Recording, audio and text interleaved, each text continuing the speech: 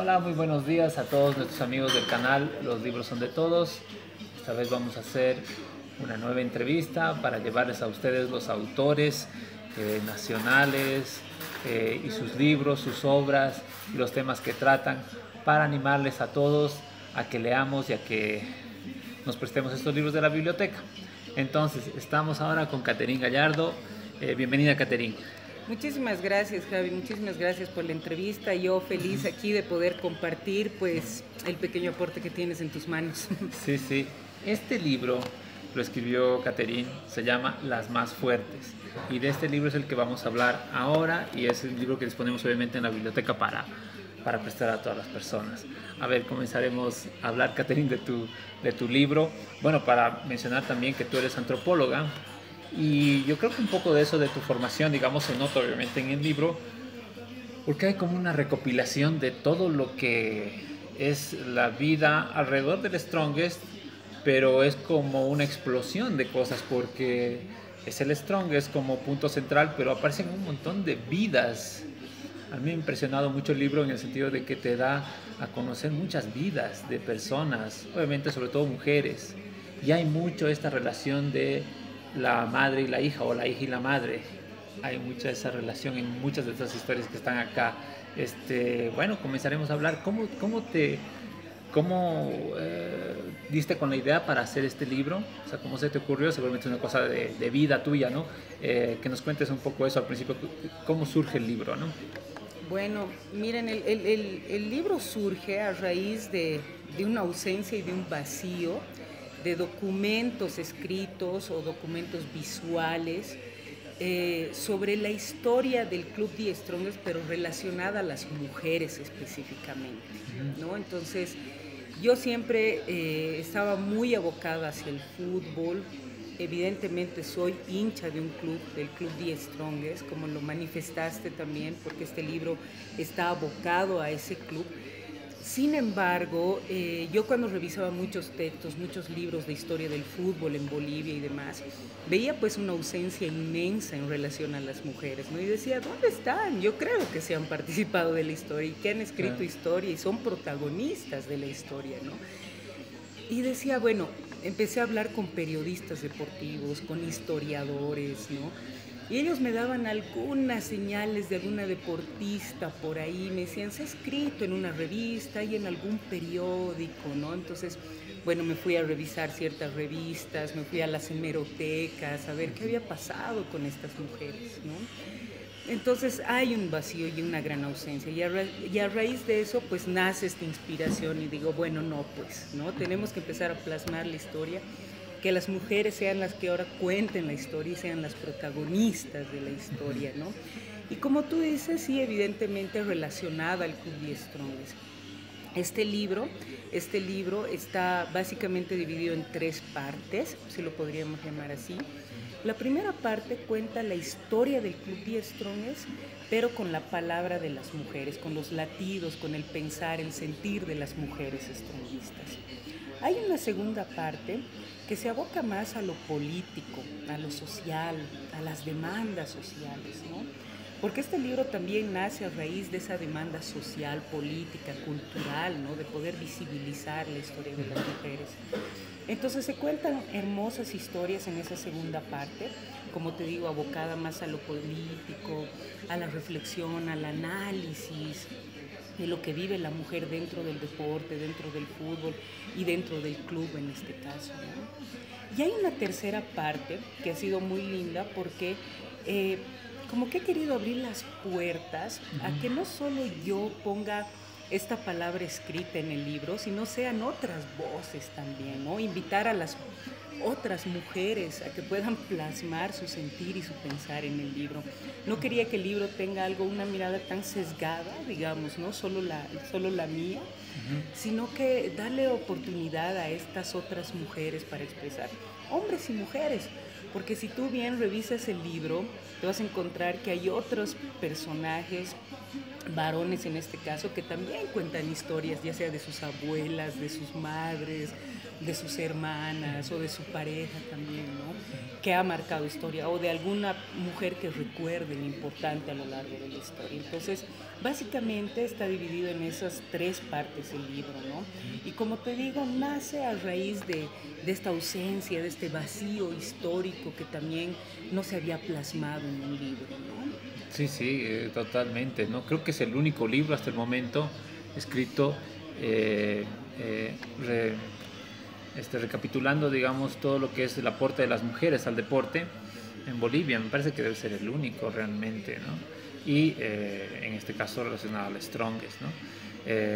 A mí lo que me impresionó mucho, te quiero decir, es las historias que cuentas de gente como muy humilde, ¿no? Que tiene esta relación con el Strongest porque ha sido su vida en el sentido del trabajo, ¿no? Me refiero a este caso de dos, una que es una secretaria del Strongest, que como que ella creo que no ha tenido hijos y que toda su vida trabajó secretaria del Strongest. Y la otra, esta señora que hacía la comida, ¿no es cierto? Y tenía un restaurante en el complejo, pero después hizo y tuvo esta relación tan interesante con las divisiones inferiores o con ya los jugadores, pero que venían a vivir al complejo, ¿no es cierto? O sea, me parece bien interesante, o sea, que la gente que va a leer este libro va a encontrar esas historias de vida de unas personas totalmente dedicadas, de décadas de trabajo a una institución, en este caso es el Strongest, ¿no? Eso que tú has rescatado me parece realmente impresionante, ¿no? Sí, sí, así es, Javi. O sea, son historias maravillosas que, mira, yo te pongo un paréntesis ahí. Este libro nace, si bien la idea y todo se consolida el 2019, con el apoyo siempre de Pamela y Osvaldo, que son los fundadores de la Biblioteca Strongest y que creen en este proyecto. Cuando yo me acerco a ellos y les digo, bueno, ¿qué está pasando? Porque les digo que me muestren los libros con los que ellos contaban y les decía, ¿dónde está la historia de las mujeres también, no? Y ellos me decían, no, metele, dale, escribí, investigate, te vamos a apoyar con los datos que tengamos también, ¿no? Porque a ellos les llegan muchísimas historias súper ricas también, porque ya son conocidos en el ámbito, 11 años de trabajo también que tienen ellos. Claro. Entonces nosotros te vamos a pasar los datos que tengamos, pero bueno, dale, ¿no? Entonces, mira que yo estaba haciendo la investigación y a finales de 19, bueno, se vienen los conflictos sociales y ya el 2020 se viene una pandemia, ¿no? Entonces ha sido duro, no ha sido nada fácil, ¿no? Imagínate, o sea, nos hemos tenido que dar modos, yo de entrevistar, videollamadas, de usar el WhatsApp, de conectar a la gente, que te mande fotos, que tenga, ¿no? En su momento, que nos cuente la historia. No ha sido nada fácil, ¿no? Y que como ustedes pueden ver aquí, bueno, en la portada, y se los manifiesto así, bueno, son 3 rostros de generaciones distintas también, eso es lo que representa, siempre con una mirada muy, muy, muy clara, muy lúcida, muy objetiva, muy aguerrida, creo yo, ¿no? Y bueno, tienes la estrella y una garra siempre de lucha y de luz, ¿no? Porque yo creo que este libro ha sido como la luz en la oscuridad de esos momentos, ¿no? Para mí y muchas personas también, ¿no? Sí, sí, sí. Entonces, como te digo, este libro recopila esas historias tan lindas como tú dices, que no ha sido nada fácil, por eso simboliza y significa mucho también, ¿no? Este libro. De hecho, mira, con las historias que tú contabas, igual te doy algunos antecedentes. Este libro empieza a contar desde 1908 y resalta una gran mujer que era Victoria Crespo, que es la primera mujer en diseñar y confeccionar las poleras del equipo, ¿no? Si bien era la madre del primer guardameta que tuvo el Club The Strongest, Alberto Requena, o sea, ella pone realmente como su entusiasmo, la visión que ella tenía, las manos de esta mujer para poder diseñar y confeccionar estas primeras camisetas, ¿no? Hablamos también de una época bien dura, ¿no? Para el país y otro país, el hermano país Paraguay, con los que tuvimos la guerra del Chaco, ¿no? Y bueno, tú sabes, hemos leído muchos libros en relación a la historia de la guerra del Chaco, pero lo mismo, ¿no? Una ausencia muy grande y un vacío de quién nos comentaba qué papel y qué rol jugaban las mujeres esa época, ¿no? El Club The Strongest, si bien es parte de la Guerra del Chaco, va a la Guerra del Chaco, sus socios, sus hinchas también son convocados a esta guerra. Las mujeres juegan un papel fundamental y protagónico en la Guerra del Chaco, ¿no? Ellas se juntan, se reúnen para hacer rifas, kermeses, juntar dinero, ¿no? Para que puedan ellos tener un banco de sangre también, ¿no? Entonces es increíble porque ellas recepcionaban las cartas, enviaban las cartas, incluso transcribían y traducían, ¿no?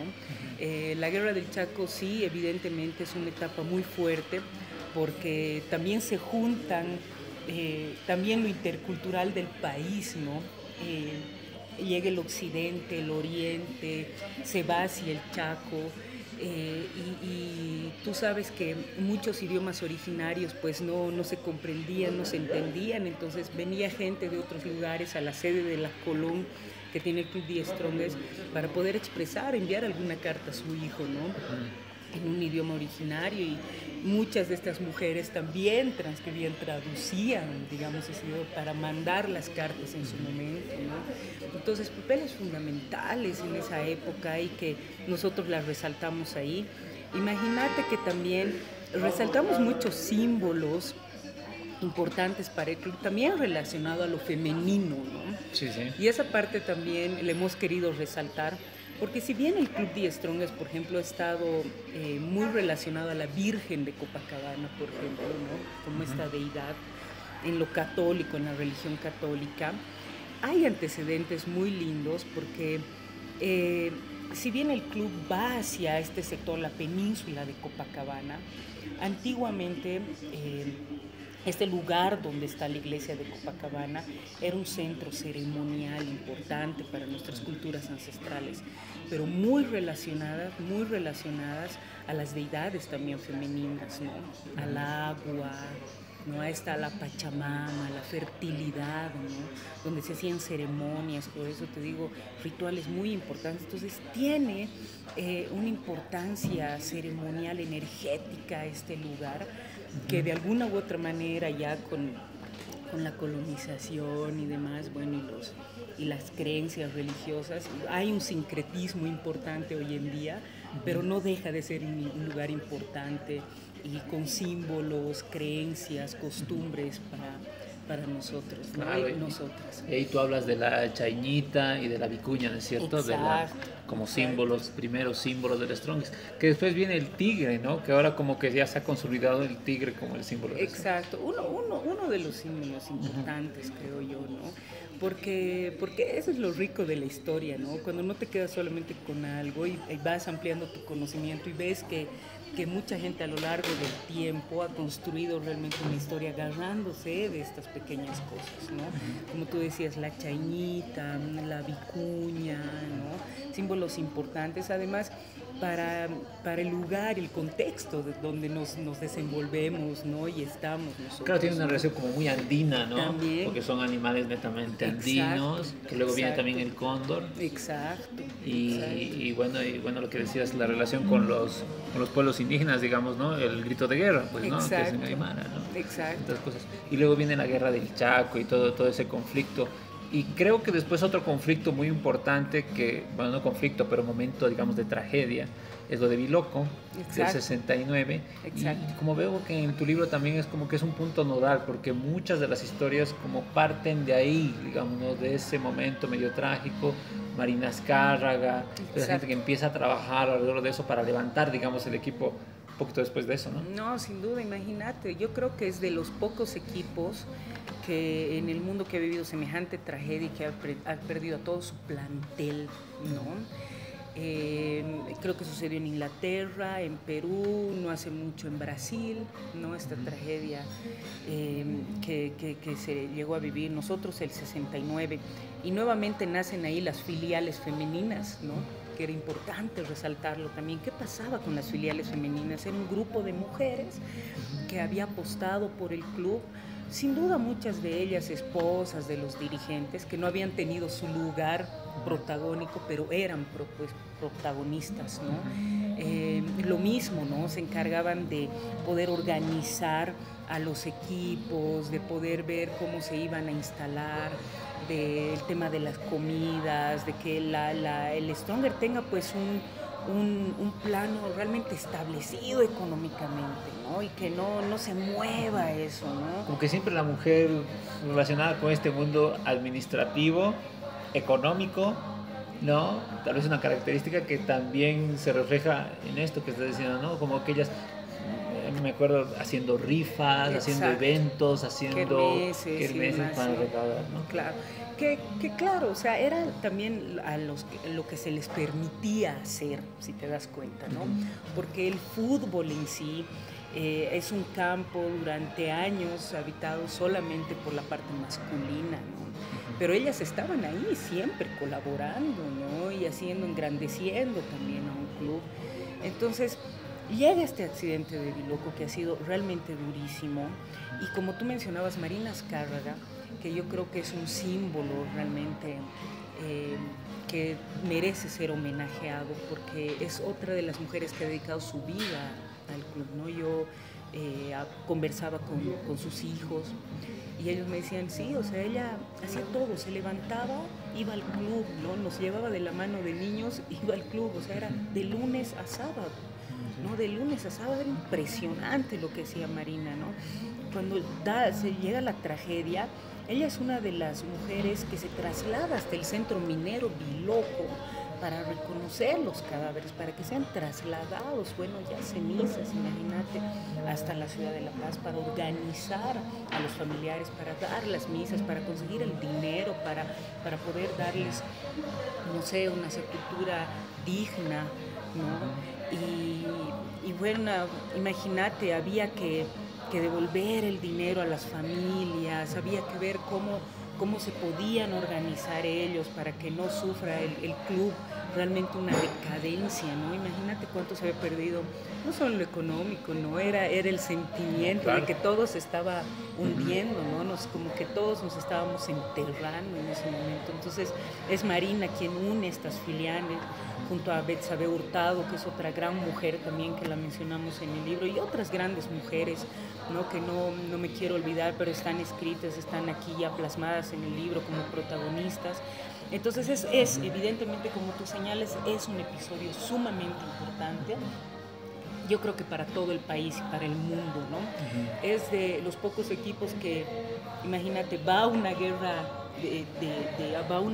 en los años 30, es todo un plantel que no sucede. Yo he leído realmente la historia de otros clubes, no sé si tú también, Javi, pero no sé si todo un plantel va a una guerra, ¿me entiendes? Yo no sé si todos se ofrecen por defender a la patria, si quieres ponerlo entre comillas, pero en su momento que cualquier guerra es absurda, ¿no? Para mí, y no convenía, pero marcan historia. Lo mismo pasa en Biloco, o sea, es un grupo, es un plantel que se pierde por completo, que marca una etapa muy dura, muy oscura para Bolivia, para el país entero. Y es ahí donde, bueno, tú recibes realmente y vemos mucha colaboración, evidentemente, de otros equipos, ¿no? Evidentemente de otros equipos. Y a partir de ese momento, que empieza en los años 70, empieza en los años 70 la liga, pero también empieza, no sé, corrígeme si estoy mal, ¿no? El proyecto del complejo. Y también yo veo que en el libro se hace mucha relación a eso, y creo que muchas personas que habrán participado en, como tú cuentas ahí, ¿no? Como la gente iba desde San Francisco, que salían unos buses para llevarlos hasta Chumani, a trabajar prácticamente limpiando el lugar donde iba a ser donde hoy es el complejo. Entonces, mucha gente yo creo que habrá participado en eso, que le va a gustar leer y cómo se rememora toda esa, digamos, epopeya realmente de un grupo de gente que hizo eso, ¿no? Cuéntame a ver cómo es eso del complejo. Claro que sí, Javi. O sea, como tú dices, mucha gente que pueda adquirir el libro o que ya lo tenga seguramente ha recordado esas épocas también y cómo era nuestra ciudad, ¿no? Qué difícil trasladarse desde el centro hasta la zona sur, ¿no? Los caminos, no había movilidad, era un solo micro el que contrataban para llegar hasta a Chumani en este caso, ¿no? Y ahí estaba pues las filiales femeninas, Marina encabezando, junto a sus hijos, ¿no? Trasladando piedras, trasladando árboles. El estadio Rafael Mendoza hoy en día está cerca a un río, ¿no? Este río, pucha, agarraba y todo el tiempo, ¿no? Crecidas de río y se llevaba esta zona, ¿no?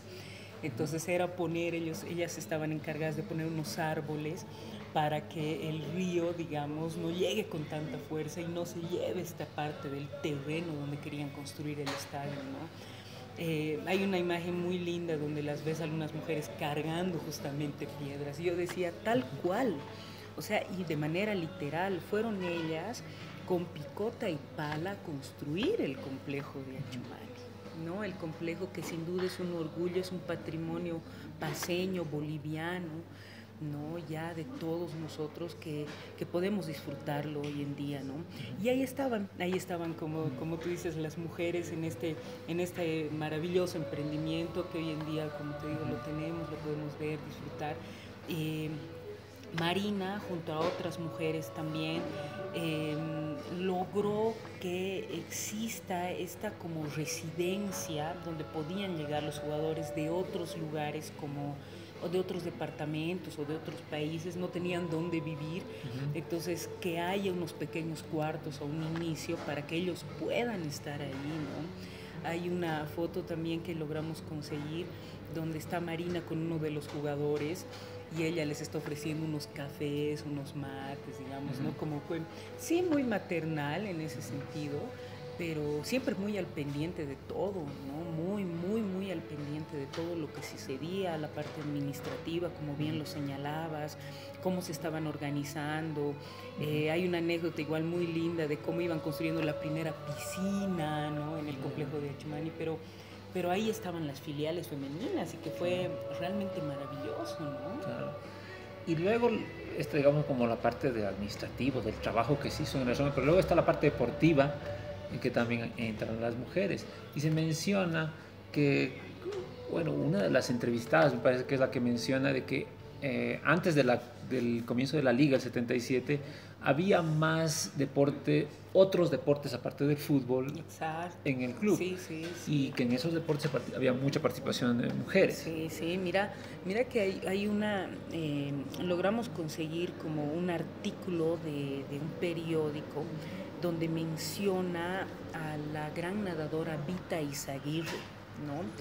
Ella junto a sus hermanos se dedicaban a este deporte, pero Vita Izaguirre en específico, que estaba relacionada al club, llega a una competencia en los años 40 que era cruzar el estrecho de Tiquina, ¿no? Fue la primera mujer en cruzar el estrecho de Tiquina y la primera mujer en ganar una medalla de oro representando al club, ¿no? Fue maravilloso. Yo me la imagino cruzando el estrecho de Tiquina para esa época también, ¿no? Conseguimos una imagen de ella también que está junto a sus hermanos, la familia Izaguirre, pero fue increíble, ¿no? Porque fueron los primeros logros, las primeras medallas, los primeros trofeos de estas grandes mujeres. También está la disciplina de básquet, ¿no? Desde los años 30, si hay un boom, fue en los años 40 y 50 también con las hermanas Soria, que hemos logrado conseguir mediante uno de sus nietos también, donde escribe sobre su abuela, sus tías, quienes eran las hermanas Soria. Realmente grandes logros que obtuvieron, ¿no? Primero para La Paz, luego sin duda relacionadas al Club The Strongest, ¿no? Y ha sido súper lindo porque hemos visto estas imágenes de cómo también eran sus camisetas, sus uniformes de ellas, ¿no? Y cómo competían, cómo se relacionaban, dónde entrenaban, ¿no? Pero bueno, o sea, muy pocos artículos, no le daban esta relevancia también a estas mujeres en su momento, pero muchas de las medallas, muchos de los trofeos que se pueden exhibir hoy en día en la Colón o en el complejo de Achumani, pues son logros de estas deportistas. De ahí también señalo a la época donde jugaban el voleibol también, ¿no? Que a finales de los 70, principios de los 80, también grandes voleibolistas, tuvimos un gran equipo. Y sin duda, mira, ya me voy a adentrar un poquito ya a los años 80, hemos tenido un equipo de fútbol de salón, ¿no? Donde han competido realmente grandes jugadoras han sido invictas en el campeonato y han representado al país porque han viajado a Argentina, a Chile, ¿no? Y que el técnico era Menotti. Exacto. No diremos quién era, pero era Menotti, ¿no? Sí. Que lo averigüen con los que lean el libro. Que lean Sí, el sí. libro, ¿no? Entonces, imagínate, hemos conseguido también algunas fotos de ese momento cuando están dando la vuelta olímpica, ¿no? O sea, otro sentimiento. Y mira, te cuento así igual otro paréntesis, cuando presentamos el libro, aparecieron 2 jugadoras del equipo de esa época, ¿no? Y no podían creer que se estaba escribiendo la historia, que alguien estaba contando su historia, que no había pasado desapercibido y que otras generaciones iban a reconocerlas también por fin y a conocer esos logros, ¿no? Obtenidos. Y luego está la historia, estas entrevistas que haces a 2, una creo que ya es técnico, profesora de educación física, pero que es técnico de fútbol, creo, y que también cuenta estas historias ya de gente un poquito más cerca a nuestro tiempo, más contemporánea nuestra, esta gente que le gustaba jugar fútbol desde chicas, ¿no? Me cuentan que iban a las ligas como van los hombres a jugar a las ligas y que jugaban esa pasión por el fútbol, ¿no? Y no solo ellas, sino muchas otras más, ¿no? Que empiezan a contar su historia de cómo empezaron ellas a jugar fútbol. Exacto, mira, yo sé que en esta parte te refieres un poco a Zdenka y a Piña sí. También, que se la conoce así. Hoy Zdenka es directora técnica de nuestra selección boliviana de mujeres, ¿no? Que imagínate el logro después de tanto tiempo. Y sus historias son muy particulares, ¿no? Da mucho para hablar, rescatar, analizar también, ¿no? ¿Por qué? Porque como tú mencionas, voy a contar una pequeña parte porque tienen que leer el libro. Sí. En esa época tan dura también de los años 80, donde aún no se permitía que las mujeres, ¿no?, puedan integrarse o haya equipos de fútbol específicamente de mujeres, las mujeres tenían que ir a entrenar a otras escuelas con hombres, pues, ¿no? Las mujeres tenían que entrenar con hombres. Y este campeonato, por ejemplo, de la Sociedad de Fútbol, de la Asociación de Fútbol de Paceño, no permitía que estén las mujeres. Y entre ellas estaban pues Zdenka y Piña, que eran grandes jugadoras que no les permitían, ¿no? Una de ellas agarra, se corta el cabello, se consigue un carnet, se cambia de nombre, ¿no? Y quería pasar así como un hombre, ¿no? Y así pasó, y así jugó, imagínate, ¿no? ¿Cuántas mujeres habrán que han vivido esta discriminación también, ¿no? Este aislamiento, que te corten las alas y los sueños porque eras mujer y no podías ser parte, ¿no? Grandes jugadoras. Y mira, como te decía, cómo es la vida, ¿no? Han vivido un calvario, evidentemente. No había equipo femenino como tal. Sin embargo, pues ahí estaban. Y hoy en día Zdenka es directora técnica del ABB, es directora técnica de nuestra selección boliviana de fútbol femenino y pues no, sin duda es un orgullo porque estamos contando su historia y hoy vemos realmente nuevamente grandes logros, por fin otra protagonista de la historia, ¿no? Junto a Piña, que son periodistas deportivas también, han formado un grupo que se llama Las Superpoderosas. Ellas tienen una escuela de fútbol también, donde van niñas, desde niñas, que me ha parecido hermoso eso también, porque esa es la fortaleza, yo creo, que hay que darle a nuestros equipos y a diferentes disciplinas, que se empiecen a formar desde las canteras, ¿no? Desde niñas, y que ya hay equipo hasta de niñas, pero solamente, digamos, ¿no?, de niñas, y fortalecer eso, ¿no? Claro, no, genial. Y luego el otro ámbito, digamos, que tocas es el ámbito de la hinchada, que es tan chévere, ¿no? Y cuentas también, y las protagonistas, ellas también van contando cómo forman estos grupos de hinchas, ¿no? Me parece la Central 34, y hay otras, ¿no? ¿Cierto? Eso también qué interesante, ¿no? Como las chicas van al estadio a alentar. Me parece que también un poco tu propia mamá, ¿no es cierto? Como esa relación de la hincha, ¿no? No, sin duda, mira, este libro inicia dedicándolo a mis abuelas en primer lugar, ¿no? Entonces desde ahí como que ya se rompen ciertas estructuras establecidas, ¿no? Yo creo que siempre dices, no, yo soy hincha por mi padre, por mi abuelo, por mi viejo, ¿no? En mi caso sucede lo contrario, ¿no? Si bien yo tengo un abuelo maravilloso, aguerrido, chuquisaqueño, stronguista, pues tengo una carga maternal muy fuerte, el matriarcado está muy fuerte y son stronguistas, ¿no? Estas mis abuelas que aún por suerte las tengo con vida. Me han contado grandes historias, ¿no? Además ellas no son paseñas, ¿no?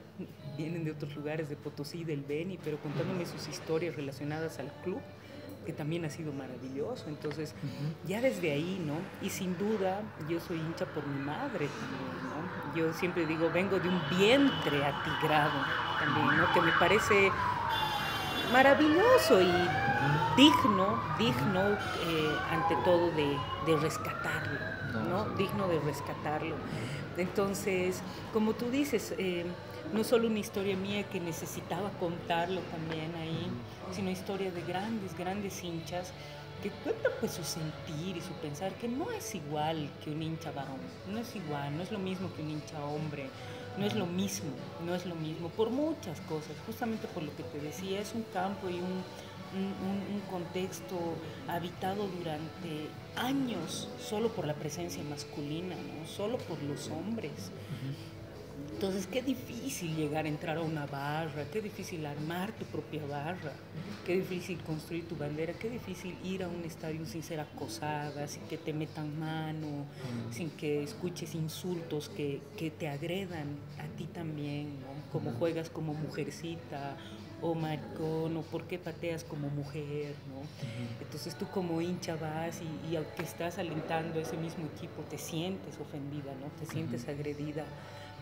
Qué difícil, por eso digo, haber querido transgredir estos espacios y muchas haberlo logrado. Entonces había que escuchar su sentir, su pensar respecto a esto, ¿no? Y no solo de ellas, como te digo, historias de sus propias abuelas, ¿no? Hay una hincha que cuenta cómo iba al partido con su abuela, que era del otro club, pero era esa pasión y ese amor y ese respeto también, ¿no? Maravilloso. Entonces, hay realmente historias muy lindas que realmente les invitamos a que puedan leerlos, analizarlos, porque, y no solo hinchas stronguistas, no solo los querendones del club de The Strongest, sino también otras mujeres de otros equipos, porque eso yo siempre digo, si bien, entre comillas, somos rivales en la cancha, porque disputamos algún partido de fútbol, y estamos como apegados o apasionados a ciertos colores,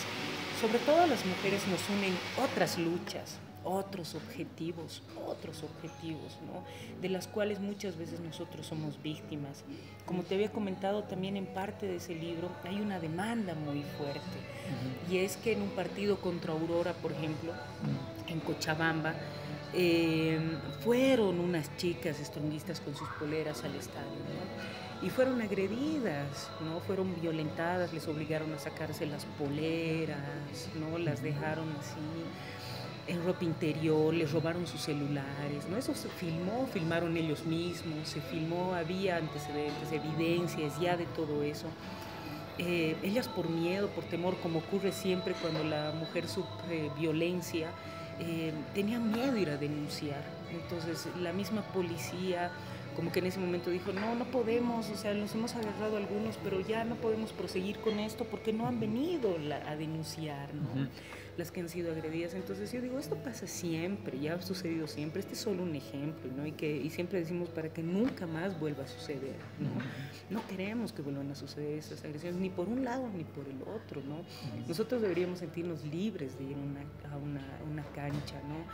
Y por eso este libro resulta siendo también un instrumento de lucha, ¿no? De reivindicación de la mujer, para que nosotros podamos ocupar estos espacios de manera digna, pero también, yo digo, con las mismas condiciones, ¿no? Si bien nosotros buscamos, por ejemplo, que exista la profesionalización del fútbol, ¿no? Porque ya nos vamos un poquito a esta última parte del libro, cuando ya la Conmebol exige que cada club tenga, por ejemplo, un equipo de fútbol, ¿no? Femenino. El 2018 se hace la convocatoria, van muchas mujeres a probarse, la reúnen más de 30 mujeres, y salen grandes jugadoras, forman el equipo y van su primera competencia, su primer campeonato, el 2019, digamos, ¿no? Ahora, tú hablas evidentemente con muchas de estas jugadoras y que hemos hecho entrevistas que están en el libro de las jugadoras actualmente. Y claro, o sea, ellas te manifiestan que es un sueño, que es maravilloso haber entrado al club, jugar en el club, digamos, muchas son hinchas y por fin se las toma en cuenta y demás. Pero no tienen las mismas condiciones que el equipo, obviamente, de chicos, ¿no? De los jugadores, de hombres. Falta mucho, muchas de ellas se tenían que pagar su pasaje, vivían en el Alto para ir a entrenar, ¿no? Muchas de ellas estudian o trabajan, ¿no? Entonces, ¿qué significa una profesionalización? Que en algún momento ellas puedan vivir de eso también, puedan vivir de eso de manera digna, ¿no? De manera digna, y se las tome en cuenta, ¿no? Entonces hay mucho por hacer, como tú dices, hay mucho que analizar. No solamente nos está contando la típica historia de un club, sino estamos resaltando muchas demandas, como te había dicho, sociales, políticas, culturales de la mujer, adentro y fuera de las canchas, ¿sabes? Porque de eso se trata. Entonces nosotros, cuando hemos querido también analizar con otros compañeros de la biblioteca strongista, nosotras desde las más fuertes también, hemos querido como considerar de que el fútbol hoy en día ya sea una trinchera de análisis, de lucha, de empezar a verlo al fútbol, ya no normalizando todo lo que se ha venido haciendo este tiempo, ¿no? En este proceso, sino empezar a cuestionar y decir, ¿qué es el fútbol? ¿No? ¿Qué es el fútbol? ¿Qué queremos? ¿Qué pretendemos? Hoy en día nuestro país todavía vive clásicos donde nos podemos ver con el otro equipo medio cerca, ¿no? Y esa es una gran ventaja. El fútbol en nuestro país sigue siendo familia, ¿no? Tenemos, por lo menos en el ámbito paceño, tenemos gente de nuestra familia que es bolivarista y strongista también, y van juntos al clásico, ¿no? Pero ahora es como que esto va cambiando y preocupa, ¿no? Y preocupa, y es tiempo de cuestionarnos qué pasa con la violencia dentro de las canchas, que sin duda es una reproducción de lo que está pasando afuera de las canchas, ¿no? ¿Qué pasa con la violencia contra la mujer, ¿no? Estamos viviendo, Bolivia es uno de los grandes países realmente en Sudamérica que ya a la fecha, imagínate, solo este año lleva más de 30 feminicidios, ¿no? En mitad de un año. ¿Qué está pasando? ¿No? Muchos dirán, no, nada tiene que ver, ¿no? ¿Qué pasa con el feminismo, por ejemplo, del que hablamos en el libro también? Fútbol y feminismo, ¿no? Sí, me interesa porque hablas también con el tema, hablando de ese feminismo, ¿qué pasa con las porristas? Exacto. O antes que habían las mises. Exacto. Que había que hacer otro análisis también, ¿no? Entonces, nosotros viéndolo al cuerpo de la mujer no como mercancía, ¿me entiendes? No como mercancía. Y había que analizar eso, por qué habían puesto a estas modelos, por qué a las porristas de esa época también, con las porristas actuales, ¿no? ¿Qué es lo que pasaba, ¿no? Con estas mises, por ejemplo, ¿no? Una de las mises que hablamos también un poquito su historia, había sido jugadora de voleibol, conocía la historia, era jugadora, pero va y representa a un club, ¿no? De manera digna también, pienso yo. Pero ya no venían, y como pasa actualmente, o modelos de otros lados que solamente las traen para exhibirlas, ¿no? Solamente, sin que tenga un contenido importante, ¿no? Entonces, es esto a lo que me refiero, ¿no? Había mucho que analizar y por eso, como te señalaba anteriormente, hablar de fútbol y feminismo era importante también, ¿no? Hablar de fútbol y feminismo era importante porque nosotros teníamos que reivindicar los derechos de la mujer, teníamos que buscar igualdad, teníamos que buscar equidad, teníamos que buscar las mismas condiciones en todos los sentidos, no solo de un equipo de fútbol, sino a todo nivel, ¿no? La participación de la mujer de manera íntegra, ¿no? De manera íntegra. Entonces, tú señalabas también a un inicio que habíamos mencionado a muchas mujeres que habían estado, por ejemplo, no solo en una clase social de clase media alta, sino también habíamos hablado por ejemplo, del ámbito del fútbol en el área rural, ¿no? Que eso nos quisimos resaltar. Nuestro fútbol en el área rural es impresionante, cómo se consolida, ¿no? También desde otra visión. Y ahí están las señoras de pollera, ¿no? Conocidas como las cholitas futboleras, ¿no? Que el fútbol lo ven de otra manera también, ¿no? Y el fútbol es convivencia, es compartir, no es competencia ni rivalidad, y menos está relacionada a la ganancia como tal, económica. O a la violencia. O a la violencia, ¿no? Que eso es como que se ha instalado, ¿no? En todo el lado. fútbol. Exacto. Se ha normalizado, ¿no? Es lo que te decía, se ha normalizado. Entonces, este libro nos invita a cuestionarnos todo eso, ¿no? Estamos normalizando la homofobia, estamos normalizando el racismo, estamos normalizando el clasismo, estamos normalizando el machismo, la violencia como tal. Y no está bien. Y estas autocríticas, mira, o sea, realmente tienen que nacer de todos nosotros, ¿no?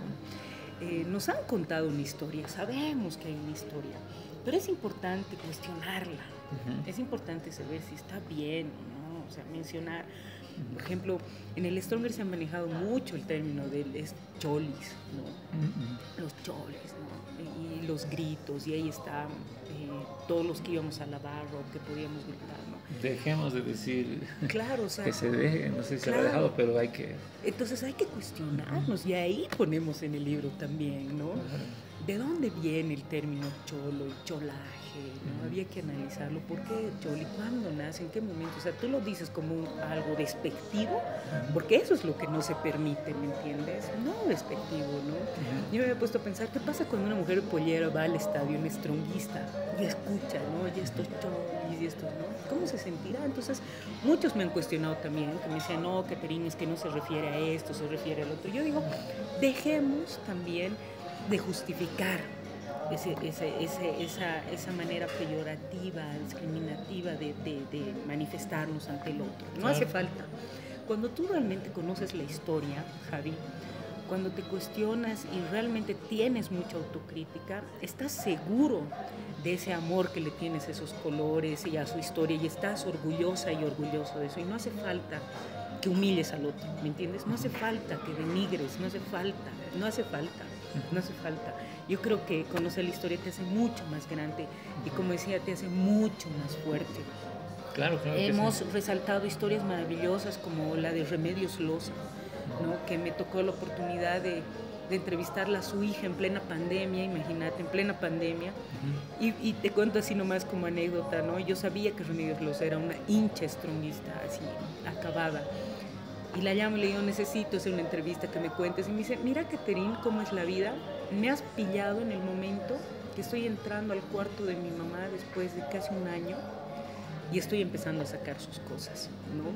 Y me haces llorar, me dice, porque estoy encontrando periódicos de mi madre que se guardaba, fotos del Stronger, su chalina, ¿no? Y me acuerdo sus anécdotas, y esto me parece increíble, me dice, porque es como que la primera entrevista que me hacen en relación a mi madre y al Stronger, ¿no? Y al club de sus amores.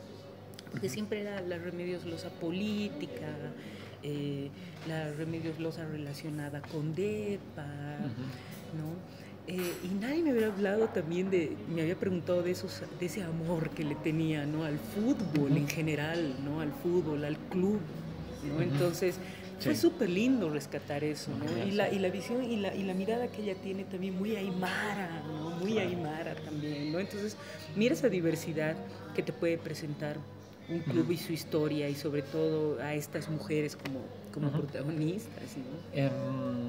Sí, yo creo que nos has contado muchísimo, hemos revisado todo el libro, yo creo que la gente va a estar muy interesada en leerlo y tiene que ser así.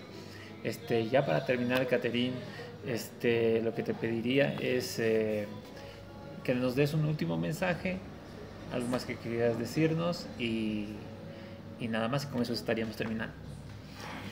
Nada, nuevamente invitarlos, yo creo que a todas y a todos, a que puedan adquirir este libro. Este libro lo está vendiendo la Biblioteca Strongysta.